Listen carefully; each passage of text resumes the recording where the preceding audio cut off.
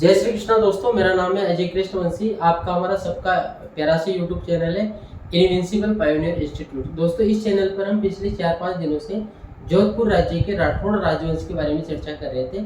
आज भी हम जोधपुर राज्य के राठौड़ राजवंश के बारे में ही चर्चा करेंगे। आज हमारी चर्चा का मुख्य विषय है दोस्तों महाराजा जसवंत सिंह। इसके बाद में एक और जसवंत सिंह की चर्चा करेंगे हम जोधपुर के राठौड़ राजवंश के संबंध में ही। इस वजह से मैंने ये वाले जो जसवंत सिंह है इनको जसवंत सिंह प्रथम लिखा हुआ है। 1638 में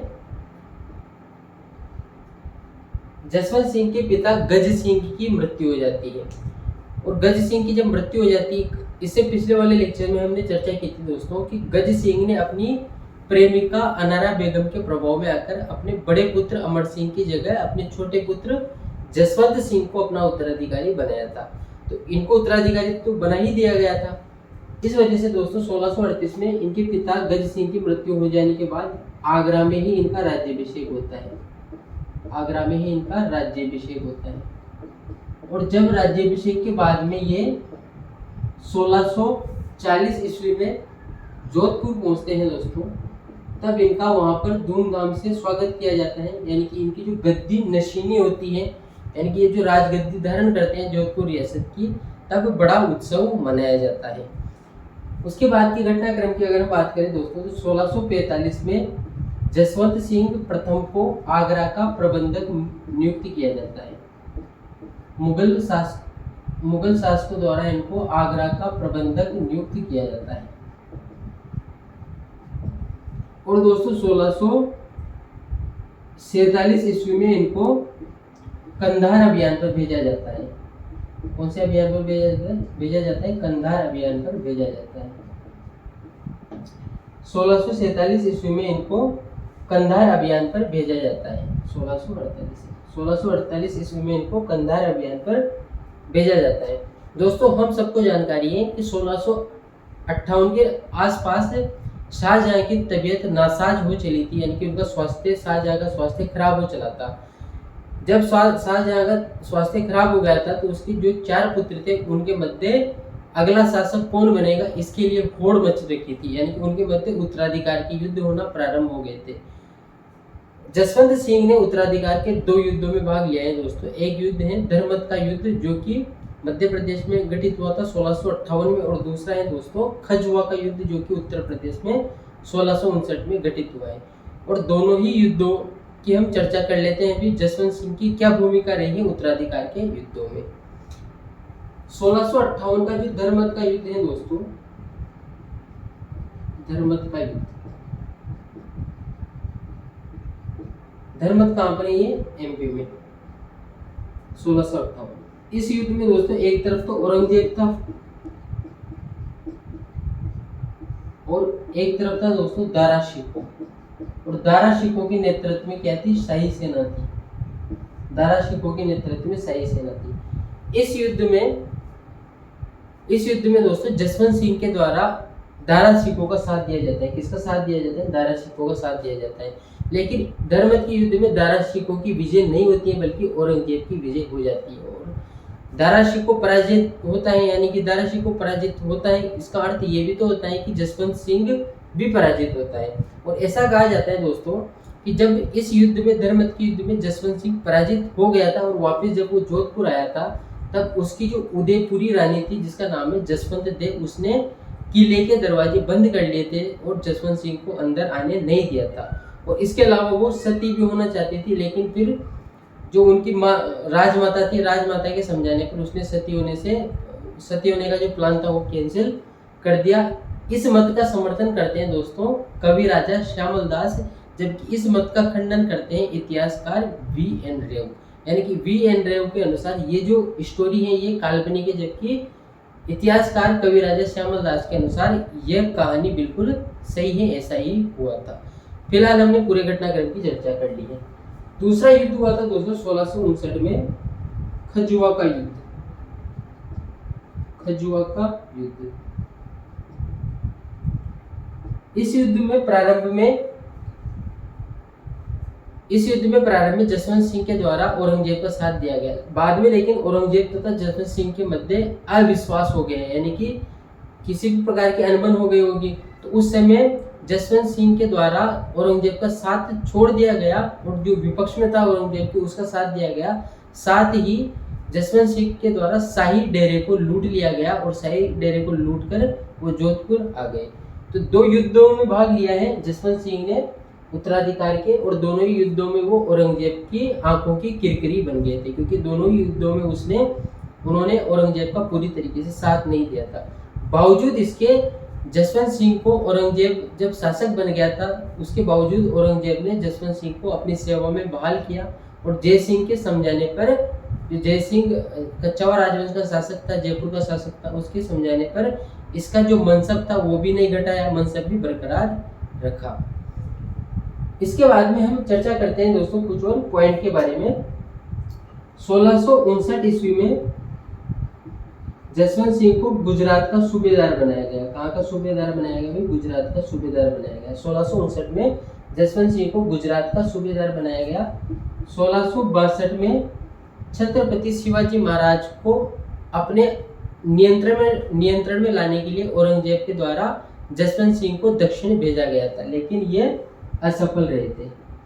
छत्रपति शिवाजी महाराज को नियंत्रण में लाने के लिए जसवंत सिंह को दक्षिण भारत यानी कि महाराष्ट्र की तरफ भेजा गया था, लेकिन जसवंत सिंह उस अभियान में असफल रहे थे। उसके बाद में दोस्तों 1673 ईस्वी में जसवंत सिंह को औरंगजेब के द्वारा काबुल भेजा गया। कहाँ पर भेजा गया भाई? काबुल भेजा गया, और काबुल से ही इनको जमरूद भेज दिया गया। काबुल और जमरूद दोनों ही कहाँ पर हैं? ये दोनों ही अफगानिस्तान में है। यानी कि 1673 ईस्वी में काबुल भेजा गया और काबुल से इनको जमरूद ट्रांसफर कर दिया गया इनका। और जमरूद में दोस्तों नवंबर 1678 में इनकी मृत्यु हो जाती है। जमरूद में ही नवंबर 1678 में किसकी मृत्यु हो जाती है? जसवंत सिंह प्रथम की मृत्यु हो जाती है। तो ये तो हमने सामान्य जो डिस्कशन है जसवंत सिंह के रिगार्डिंग वो डिस्कस कर लिया। अब हम कुछ और पॉइंट के बारे में भी डिस्कस करना चाहते हैं जो कि एग्जाम के पॉइंट ऑफ व्यू से भी ज़्यादा इम्पोर्टेंट है। जैसे मोहम्मद नैन्सी से जसवंत सिंह का क्या संबंध है? इनकी जो रानियां थी अतिरंगदे तथा जसवंत दे, उन्होंने कौन कौन से निर्माण कार्य करवाए? और इसके अलावा दोस्तों ये जो जसवंत सिंह है ये भी विद्वान व्यक्ति थे और विद्वानों के आश्रयदाता भी थे, तो इन्होंने कौन कौन से ग्रंथ लिखे? एक और चीज मैं यहाँ पर डिस्कस करना चाहता हूँ दोस्तों, नवंबर 1678 में जब जसवंत सिंह का निधन हो गया था तब औरंगजेब ने एक स्टेटमेंट दिया था। औरंगजेब ने कहा था आज कुफ्र का दरवाजा टूट गया। कुफ्र यानी जो काफिर होता है, आज धर्म विरुद्ध जो व्यक्ति था वो दरवाजा टूट गया। ऐसा क्यों बोला औरंगजेब ने? इसके पीछे बोलने के बहुत सारे कारण है। एक तो जसवंत सिंह की जो इमेज थी वो हिंदूवादी शासक की थी और औरंगजेब की जो इमेज थी वो कट्टर मुस्लिम वाली थी। तो औरंगजेब जो हिंदू विरोधी कानून जोधपुर रियासत में लागू करना चाहता था वो जसवंत सिंह के रहते उन कानूनों को लागू नहीं कर पा रहा था। इस वजह से भी औरंगजेब ने ऐसा स्टेटमेंट दिया था। इसके अलावा उत्तराधिकार के युद्धों में भी औरंगजेब का साथ नहीं देने के कारण भी औरंगजेब का ये जो फ्रस्ट्रेशन है इनकी मृत्यु के बाद निकलकर सामने आया था। कौन कौन से ग्रंथ लिखे दोस्तों महाराजा जसवंत सिंह ने, इसकी चर्चा अब हम करना चाहते हैं। एक ग्रंथ लिखा दोस्तों इन्होंने भाषा भूषण लिखा। एक लिखा दोस्तों इन्होंने प्रबंध चंद्रोदय। एक लिखा इन्होंने गीता महात्म्य। क्या लिखा भाई? गीता महात्म्य लिखा। इसके अलावा दोस्तों इन्होंने आनंद सार।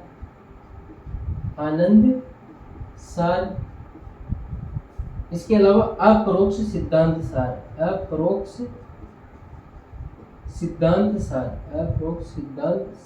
ग्रंथ भी लिखा। अपरोक्ष सिद्धांत सार इनके हम कह सकते हैं दोस्तों महाराजा जसवंत सिंह खुद एक विद्वान व्यक्ति थे और विद्वानों के आश्रयदाता भी थे।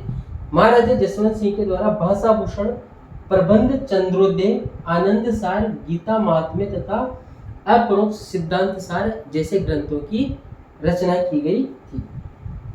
दोस्तों जसवंत सिंह के समय मुंडियार गांव कहाँ पर है? ये नागौर में है। मुंडियार गांव जो कि नागौर में है।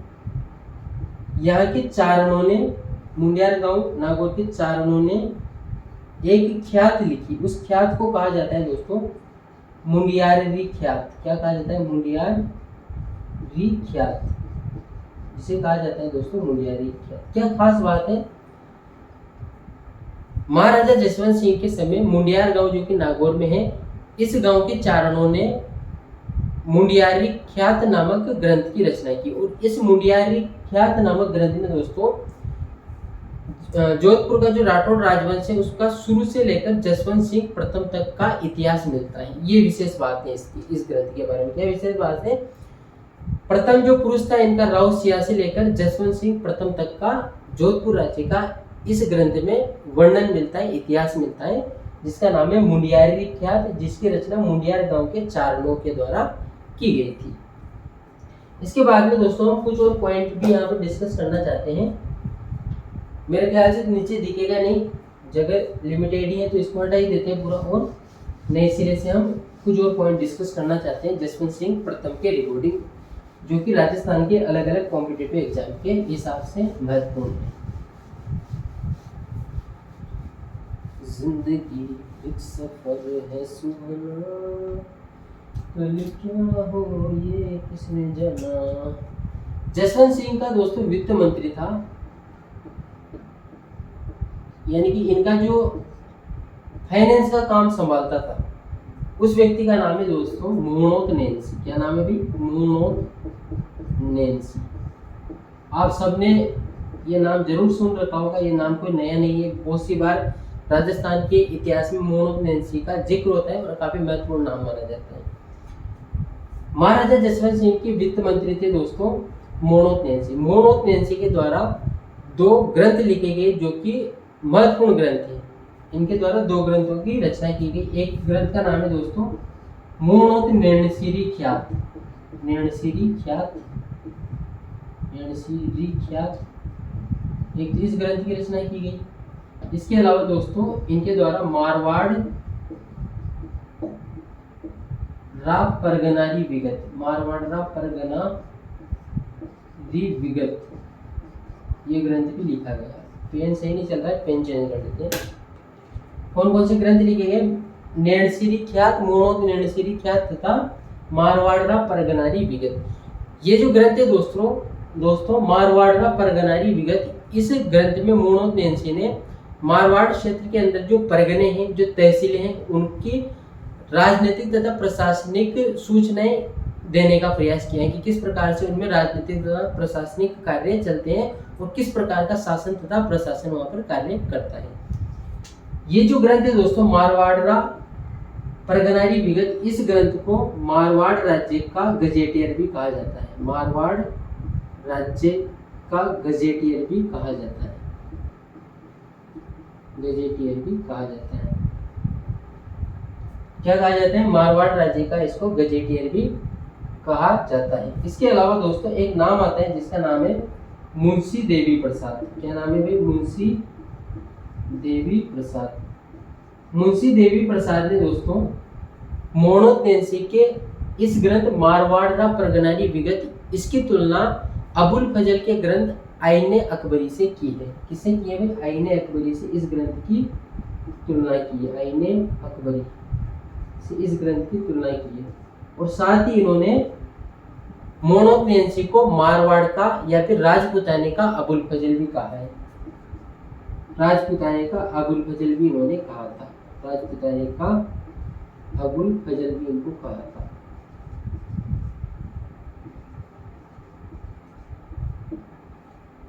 इतना विद्वान व्यक्ति मूनोत नैन्सी, इनकी मृत्यु दोस्तों बहुत ही विस्मय तरीके से होती है। महाराजा जसवंत सिंह के द्वारा मूनोत नैन्सी पर भ्रष्टाचार के आरोप लगा दिए जाते हैं और भ्रष्टाचार के आरोप लगाकर इनको कैद बामुशक्कत कर दी जाती है। इनको कैद में डाल दिया जाता है और कैद में ही इनको दक्षिण भारत भेजा जाता है, जहां पर दोस्तों महाराष्ट्र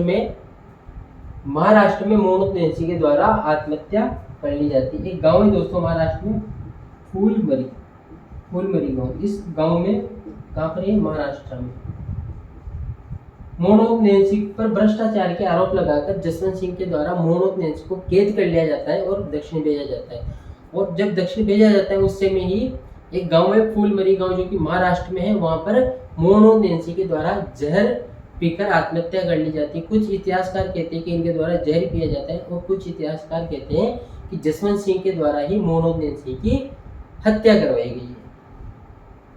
ये सारी जानकारी हमने दोस्तों किसके रिगार्डिंग डिस्कस की है, मोहम्मद नैन्सी के रिगार्डिंग डिस्कस की। एक बार मैं फिर से रिपीट करना चाहता हूँ मोहम्मद नैन्सी को, क्योंकि बहुत ज्यादा महत्वपूर्ण है।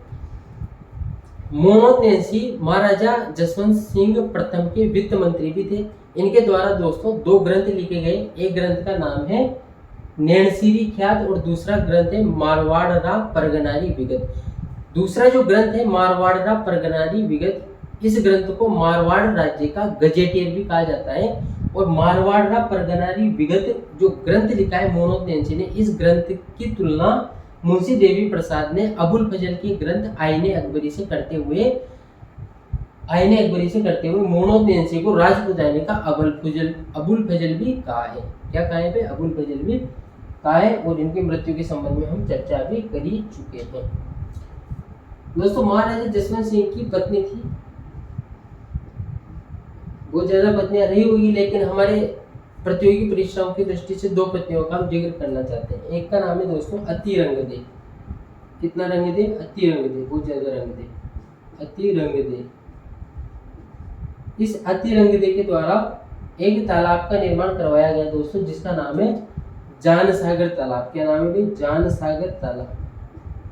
जान सागर तालाब, जिसे वर्तमान में शेखावत जी का तालाब भी कहा जाता है। शेखावत जी का तालाब भी कहा जाता है अति रंगदे के द्वारा, जो कि महाराजा जसवंत सिंह की पत्नी थी, उनके द्वारा जान सागर तालाब या फिर शेखावत जी के तालाब का निर्माण करवाया गया। हालांकि कुछ जगह पर दोस्तों शेखावत जी तालाब अलग से लिखा हुआ मिलता है, ऐसा भी लिखा हुआ मिलता है कि अति रंगदे द्वारा शेखावत जी का तालाब तथा जान सागर तालाब का निर्माण करवाया गया। लेकिन भारत तथा राजस्थान सरकार की ऑथेंटिक किताब हिंदी ग्रंथ अकादमी के अनुसार दोस्तों ऐसा लिखा गया है कि ये जो जान सागर तालाब है, इसी का दूसरा नाम क्या है? शेखावत जी का तालाब है। इसके अलावा दोस्तों इनकी एक और पत्नी थी, जिसका नाम है जसवंत दे। क्या नाम है भाई? जसवंत दे।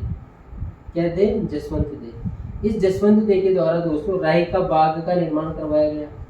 जोधपुर में अगर आप जाते हो तो राई का बाग जरूर देख के ना, मैं तो खुद देख के भी आया हूँ और काफी खूबसूरत है राई का बाग। ये जो राई का बाग है दोस्तों, इसका निर्माण किसके द्वारा करवाया गया? जसवंत दे के द्वारा करवाया गया। इसके अलावा दोस्तों जसवंत दे के द्वारा कल्याण सागर का भी निर्माण करवाया गया। कल्याण सागर का भी निर्माण करवाया गया।